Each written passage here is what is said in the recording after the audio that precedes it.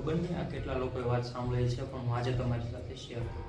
આપણા ગુજરાતમાં આવેલું સુરત છે તેના વિકાસ માટે તો બહુ જાણીતું છે, પણ ત્યાં એક એવી બિલ્ડિંગ છે જેને લોકો કાળી બિલ્ડિંગના નામે ઓળખે છે.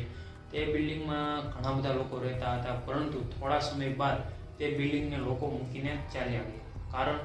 કારણ એક છે કે ત્યાં એક વોચમેન હતો જેની મૃત્યુ થયા બાદ તે વોચમેન ત્યાં રહેતા લોકોને દેખાતો અથવા તેની અવાજો સંભળાતી.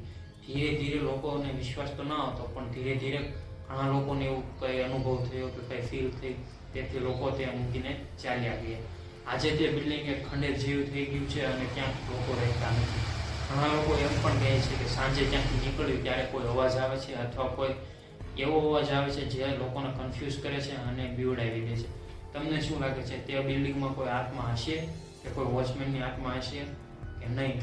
આ વિચારજો અથવા રિસર્ચ કરી લેજો. છૂટ છે તમને, આવું કંઈ ખોટું નથી કરી રહ્યું, આ એકદમ સાચી ઘટના છે. અને હા, આવી જ ગુજરાતની ગુપ્ત વાતો જાણવા માટે મારા પેજને ફોલો કરો. દરરોજ સવારે કંઈક ને કંઈક નવું લાવીશ તમારા માટે.